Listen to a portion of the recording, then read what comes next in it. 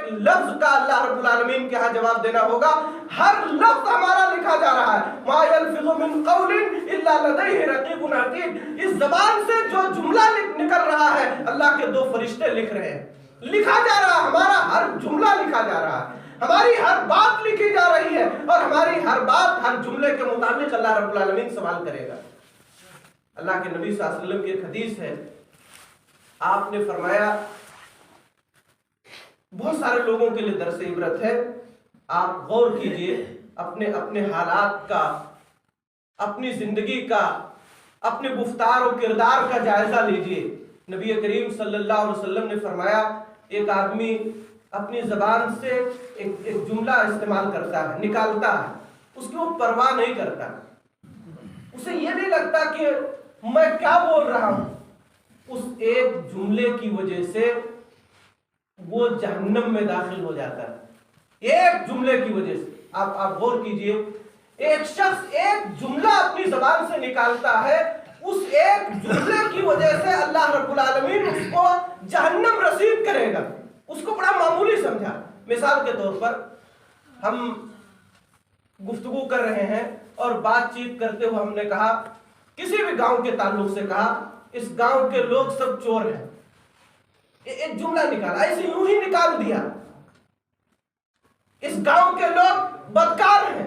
اب گاؤں کے تمام لوگوں کے سلسلے میں ہم نے ایک بات کہی, اس گاؤں کے جتنے افراد ہیں, جو تھے, ہیں, جو آئیں گے, پورے گاؤں کے لوگوں کے تعلق سے ایک جملہ ہم نے نکال دیا, ہنستے ہوئے یوں ہی, اس کی کوئی پرواہ نہیں کی ہے. کتنے لوگ کل قیامت کے میدان میں ہمارے سامنے آئیں گے, ہم اس کا اندازہ نہیں کر سکتے.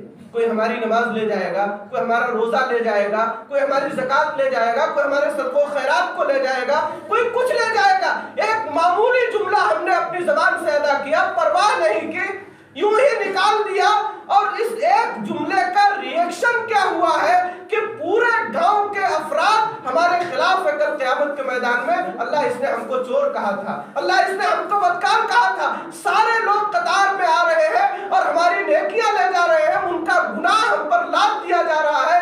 ایک جملہ کے استعمال کرنے کی وجہ سے اللہ رب العالمین کے ہاں کتنے بڑے مجرم ہوئے. اور بسا اوقات ایک آدمی ایک معمولی جملہ ادا کرتا ہے, اس کی پرواہ نہیں کرتا ہے, ایک معمولی جملہ بول دیا ہے, اللہ تعالیٰ اس جملے کی وجہ سے اسے جنت میں داخل فرماتا ہے. مثال کے طور پر یوں ہی ہنستے ہوئے آپ نے بول دیا, جان چلی جائے مگر ہم شرک نہیں کر سکتے, یوں ہی کہہ دیا آپ نے. یہ اتنا بھاری جملہ ہے کہ آپ کی زندگی کی تمام نیکیوں پر بسا اوقات بھاری ہو سکتا ہے, اس لیے کہ اس کا تعلق توحید سے ہے, اللہ رب العالمین کی عبادت سے ہے, اللہ کی وحدانیت سے ہے. تو حضرات گرامی, جو اپنی زبان کی حفاظت کی ذمہ داری لے لے اور جو اپنی شرمگاہ کی حفاظت کی ذمہ داری لے لے, ان 2 چیزوں کی حفاظت کی ذمہ داری لینے والا شخص, اللہ رب العالمین, اللہ کے نبی صلی اللہ علیہ وسلم نے کہا, میں اس کے لیے جنت کی ضمانت لیتا ہوں. اب اگر کسی شخص کو نبی صلی اللہ علیہ وسلم کی گارنٹی پر کھرا اترنا ہے تو 2 چیزوں کی حفاظت اس کے لیے ضروری, اسے جنت ملے گی. سماج و معاشرے کا آج ایک بڑا المیہ یہ ہے کہ بدنگاہی اور بدکرداری تقریباً اکثر گاؤں میں سرایت کر گئی ہے. بہت سارے لوگ ہیں جو اپنی عزت و آبرو کا خیال نہیں رکھتے, بہت سی مائیں بہنیں بیٹیاں ہیں جو اپنی عزت آبرو کا خیال نہیں رکھ پاتی ہیں. لاپرواہی ان کے یہاں حد سے زیادہ ہے. ہمارے گھر محفوظ نہیں ہیں, ہمارے گھر کی خواتین محفوظ نہیں ہیں, ہمارے یہ بچے محفوظ نہیں ہیں. جدید ٹیکنالوجی عروج پر ہے, طرح طرح کی خراب شراب تصویریں, فلمیں ان کے سامنے ہیں, اسے دیکھ دیکھ کر کے بچے بگڑ رہے ہیں اور طرح طرح کے جرائم کا شکار ہو رہے ہیں. عزت آبرو کا سودا کیا جا رہا ہے. گھر محفوظ نہیں ہے, گاؤں محفوظ نہیں ہے, ادارے محفوظ نہیں ہے, پڑھنے پڑھانے والے محفوظ نہیں ہیں. طرح طرح کی خراب شراب چیزیں, واقعات اور کہانیاں ہمارے سامنے ہیں. ہمیں اپنی پاک دامنی کا خیال رکھنا ہوگا, ورنہ یاد رکھیے دنیا بھی تباہ ہوگی اور آخرت بھی تباہ ہوگی. ایک قصہ ذکر کر کے بات ختم کرتا ہوں. نبی کریم صلی اللہ علیہ وسلم معراج میں گئے ہیں. وہاں جانے کے بعد آپ نے بہت ساری چیزیں دیکھی, جبریل امین نے بہت ساری چیزوں کو دکھایا. اللہ کے نبی صلی اللہ علیہ وسلم کہتے ہیں کہ میں ایک جگہ سے گزر رہا ہوں, देखता क्या हूं, एक बड़ा सा तंदूर है, तंदूर जिसमें रोटी पकाई जाती है, एक तंदूर के पास से गुजरा, आग जल रही है उसमें, उसके शोले ऊपर तक आ रहे हैं, बड़ी तेज उसमें आग है, और उस तंदूर में, बड़ा सा तंदूर है, उस तंदूर के अंदर नंगे मर्द और नंगी औरतें, नंगे मर्द और नंगी औरतें उसमें जल रहे हैं। जब वो आग की लौ ऊपर आती है तो ये चीखते चिल्लाते हुए ऊपर की तरफ आते हैं, और जैसे ही तंदूर के मुंह तक पहुंचते हैं फिर वो आग नीचे चली जाती है, फिर वो उसमें चले जाते हैं। बड़ी अजीब बदबू है, नंगे मर्द नंगी औरतें उस तंदूर में जलाए जा रहे हैं। अल्लाह के नबी सल्लल्लाहु अलैहि वसल्लम ने ये दर्दनाक मंजर देखा तो आपने जिब्रील अमीन से कहा, जिब्रील ये कौन है, कौन बदनसीब लोग हैं जिनको इस तरह का अजाब दिया जा रहा है।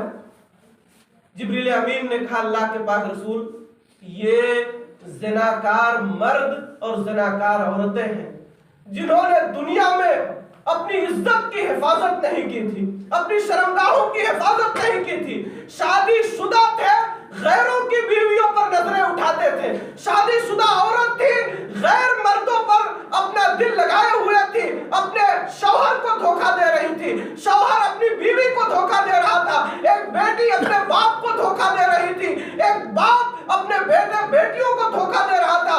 ऐसे ज़िनाकार मर्द, खयानत करने वाले, इज्जत आबरू के सिलसिले में खयानत और चोरी करने वाले लोग जिन्होंने ज़नाकारी की थी, अपनी शर्मगाहों की हिफाजत नहीं की थी, ये वही लोग हैं, इन्हीं को जलाया जा रहा है।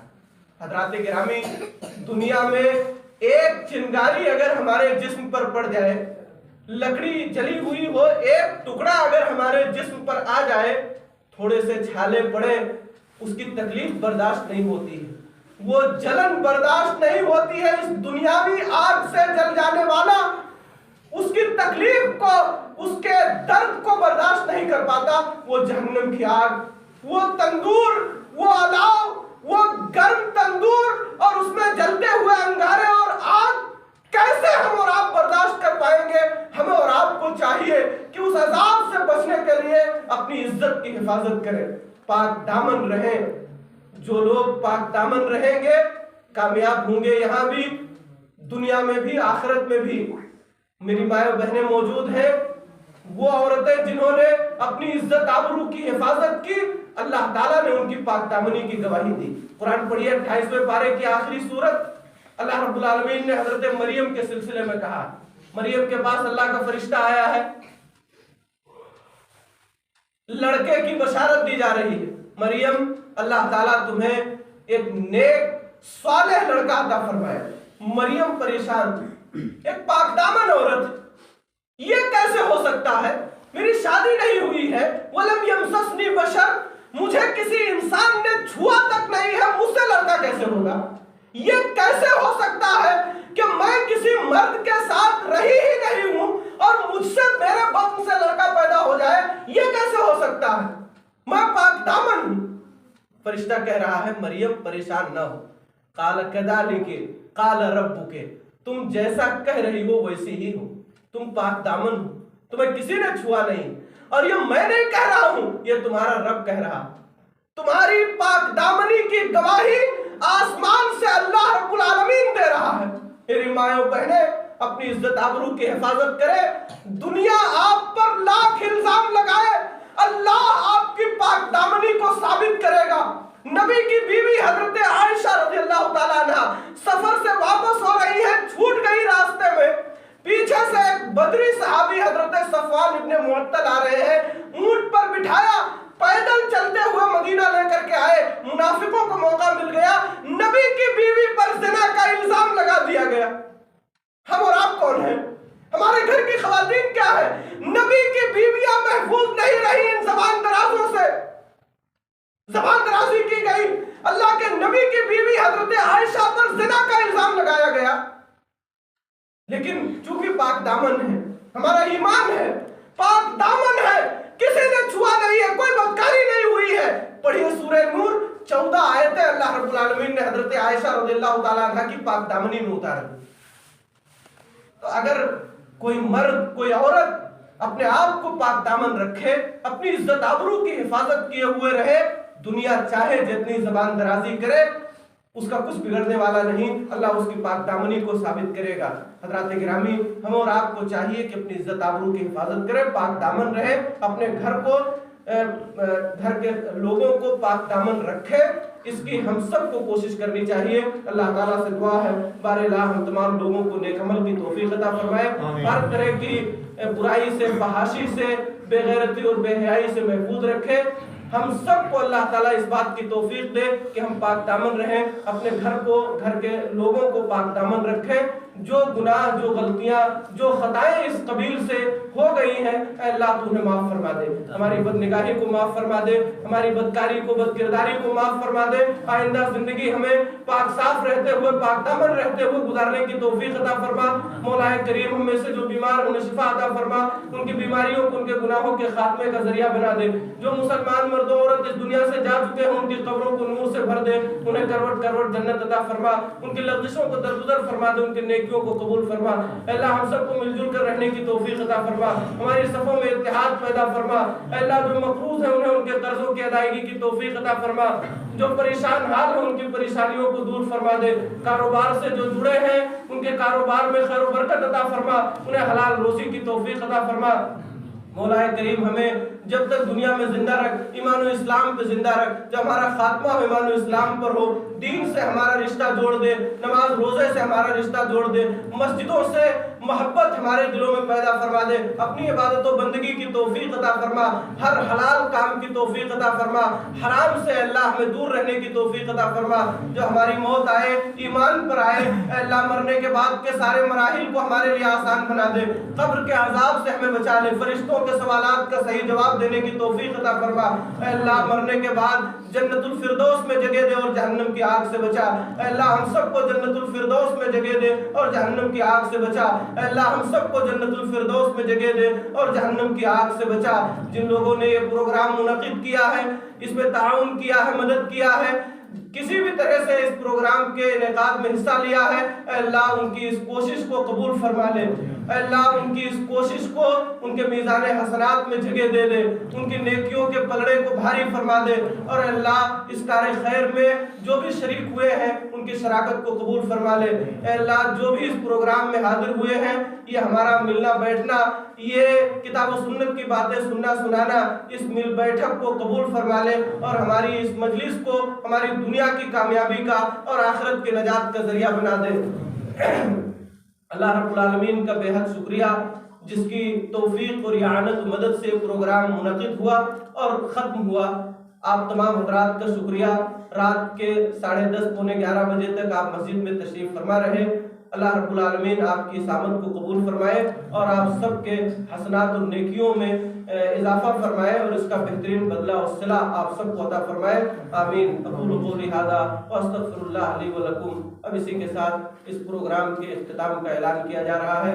سبحانک اللہم و بحمدک، اشہد ان لا الہ الا انت، استغفرک و اتوب الیک۔ صوفی